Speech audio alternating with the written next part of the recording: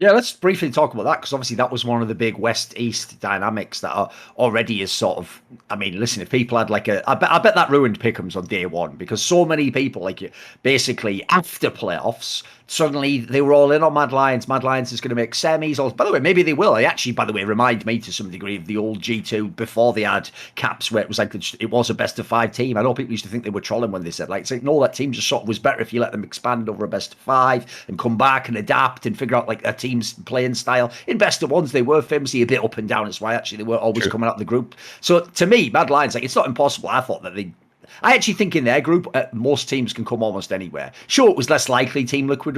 Even on that one, I'll tie it into what I said before. If Team Liquid's the worst team in your group, look at the fucking players they've got. They've still got some pretty good players. Like I even made the point, Alfari technically might even be the best top player in that group. It's not even a ridiculous statement. So, like, again, that to me means certain groups, especially like that. I think Group D, that can be wide open. Like, I mean, we've already seen Team Liquid start with a win. I think we can go anywhere in these kinds of groups. Yeah, sure. Group A feels like it's unplayable because there is FPX. But to be frank with you, I haven't seen anything from FPX yesterday. I feel like they had a very old style, like 3 months outdated It's a draft. weird meta read, right? Sorry. It was a weird meta read. Yeah. It was. I feel like the Koreans have the best meta read by far. And usually, when you walk into groups and you have a meta edge, it feels like your region is so much better. And I feel like they are so hype on the Yumi train right now, and they know exactly how to play around it. So it makes a world of difference. Like knowing the meta better. But if you look at like FPX, they have shown nothing, at least for the first match against the Damwon. And I don't feel like beside EDG, Chinese team are that strong. And maybe Rogue is going to upset in the Group A. And the same way, last year they made a push, right? Do you remember Group A Team Liquid? Like they went 3-3. And I remember that everybody was kind of giving shit to NA for not performing. While I feel like FlyQuest and Team Liquid did a very decent run of like running 3-3. Which is pretty much the position you expect from NA, which is the third region, right? Without Vietnam being there. TSM was a failure for sure, but I wouldn't be surprised. Like, I mean, I would be surprised, of course, but if TL makes a push and they can adapt to the meta and they play well, I'd be pretty happy for all the efforts that have been put into the roster and for NA as a whole. So yeah, I mean, you never know. I would say Group D for now feels the most open one for sure. I mean, you kind of alluded to the Group A one there. I also personally think, like, look, yes, on paper, FPX and Damwon are supposed to win this group, but I actually do think that, like, I didn't know about Cloud9 because that's just a team I can never read. I almost feel like each state's that you have to do, like, the wind, like, which fucking way is it blowing? I don't think they even know themselves when they go into a game if things are working or if they aren't. It seems up and down. But with Rogue, like, I think that people also have gone too far the other way against these guys. Like, they make out like they have zero chance whatsoever. It's like, look, I don't think they're going to win or get out the group. But I could see a world where they get an upset off one of the top two teams in this group. Like they have skilled players, they have good laning. Like these things can help you in a BO1. You just have to get in a good position, right? Yeah, I mean, if you look at Rogue during pretty much the whole year, they've been thriving in BO1. They have been really thriving, and the reason for that is, as you mentioned, they have an excellent laning phase. Like they are very good laners. I don't think that they should even be jealous of Damwon or FPX in that sense. The problem that I've mentioned many times, whether it was with you or in French podcast, is I feel like their macro and their mid game was so much worse than what you expect from this caliber of players, and it was very detrimental for BO5 because in BO5, like people are going to adapt to the matchups and they're going to get a read on how do you play these and that matchup. Yesterday wasn't that way. Like that's a very positive thing for Europe. Is Rogue has been playing a very solid, steady snowballing game, which is very reassuring for the fans because I think that everybody was questioning whether or not they would be able to fix their mistakes and get their shit together for Worlds. I feel like they're on the verge of achieving that, and if they do so, I would say there is a decent. I'm not saying like the chance goes above 50%, but I would say there is a decent chance of them clinching a spot above FPX, and FPX kind of disappointing. But we'll see today. It's only one match, right? Yes. I mean, I actually get the feeling in some ways what happened to them in the playoffs in Europe might have been the best thing that happened to them because when they lost in the spring finals, they could just say the obvious, which is like, oh, it was 5 games and, we were up 2-0 and maybe we made, it's easy to give a million excuses because you were close to winning. In some ways, it was better to just get swept out of the playoffs the way they did twice because you can't ignore that. You can't go into Worlds and go, everything's great. We can just keep playing the exact same way. We're probably going to do great and I'll make the semi-finals. I'm sure even they actually knew it. And in fact, I kind of revealed this the other day on a show without saying what he said. Even people like the one player who was the most resistant to the idea they were choking or they had something wrong with the way they were playing was actually Larson. And all I'll say is basically even he's coming around to the idea that like, yeah, maybe we need to fix something about our mental, about how we think about the game. So I actually get the sense that look, again, you can never know how much you can fix before from Worlds to from the playoffs to Worlds. Like you can never quite know the quality of the practice you get. I've heard already they've got like the dual practice system where the Western teams and the bad Asian teams are in one group, and then the Super Asian team. That's the downside of sending 4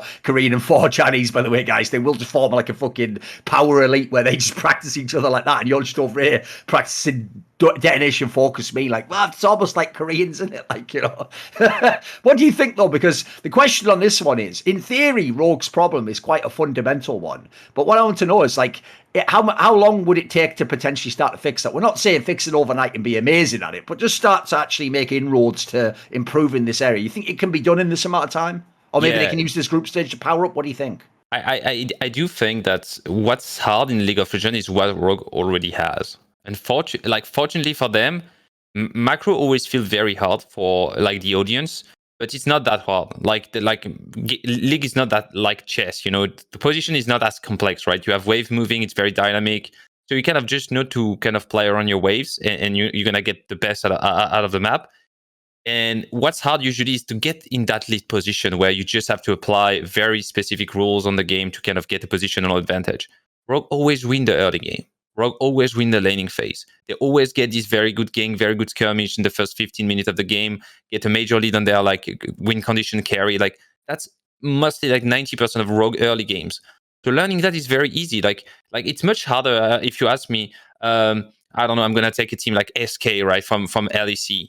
Like these guys don't win lane, so you can have all the rules you want. If you can't beat your opponent, it's much harder to get in a position where you're gonna have like these rules. So you're gonna have like maybe 1 game out of your practice, out of 20 games where you're gonna have to like be good at macro. Rogue has out of 20 games, they have 18 games where they can work on, right? Because they get the lead and they have the control over the game. So I was not a Rogue believer, but I would say that from Larson Peak, the way he played yesterday with Twist Fate, the way they played around waves and the wave they've been pushing their lead yesterday, the fact that Hansama wasn't dying alone, the steadiness of the plays feels very reassuring. If I'm EU fan right now, I'm kind of, like putting my jersey, my Mad Lions jersey kind of back of my chair, and I'm putting the Rogue jersey because I feel like for all of what I've seen in the day one, this is the EU best hope. But if you bet against Mad Lion, you're gonna be wrong eventually.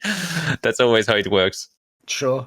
Okay, one thing I want to actually ask is along the lines of one thing I noticed also that was very interesting when I've listened to all the experts in the West do their criticisms of Rogue now is everyone on the one hand, by the way, it was all the same people calling for Inspired to be the MVP of LEC. Like they were like, he is the best jungler. Look at all. Because here's what's weird. I almost feel like they've done the LS thing. Like if you take the way Inspired plays, if this was solo queue, he is the best jungler. He plays the most perfect way. He doesn't risk too much. He always fucking gets his paths off. He's efficient. He doesn't always necessarily play just around one lane. But I've noticed, like if you're going to criticize some of the macro elements, this guy has to be included within it, right? Like there's times in the game where I don't know who, obviously we don't know what the comms are, but sometimes he does look disconnected from the laners, even though the laners are ahead. Like that's normally where people are supposed to get like the free ganks off, and you get to look way better than you should. Like, what do you think of this dynamic?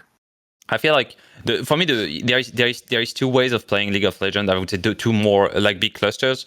You have the team that play for items and resources, and you have the teams that play with like what we call tempo, which is kind of always trying to do something with every single wave coming out of the Nexus in a way that your opponent is always responding to what you do. Because since you're stronger, you can always get filled, right? And since they're responding, you're always ahead, right? That's the hardest way of playing the game, but that's the most efficient. That's what Korean teams do since pretty much like season 4, season 5. That's why it was so hard for us to understand and catch up on that. Rogue is still in this very, I would say, NA way of like, okay, guys, we can get like we're far ahead, right? We can get Baron, but let me just back right now and get my item in a way that I'm already winning the fight, but I'm gonna win it more.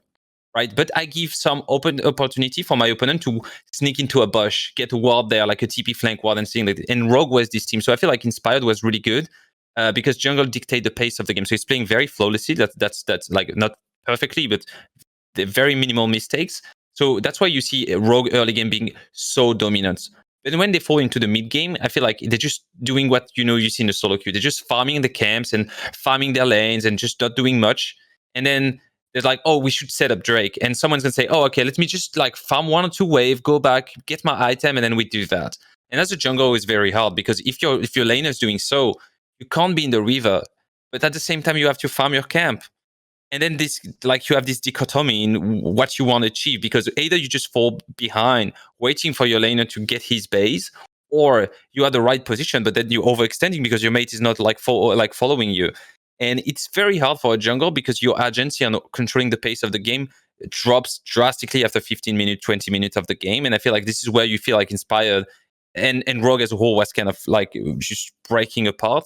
And I feel like if they play more to, oh, we're already ahead, let's just play the game, the map, the way it should, and not focus too much on their items, their goals, or their resources. I feel like Inspired is, like, we're going to see that Inspired is at the right position at the right time, but his team is with him this time so they can do something. It's very hard. Like, being a jungle after 20 minutes is a very hard job because you really don't have much options. Want to see more cool, funny, interesting clips based on topics from my content? Well, subscribe to this channel then, or, be a pleb and don't.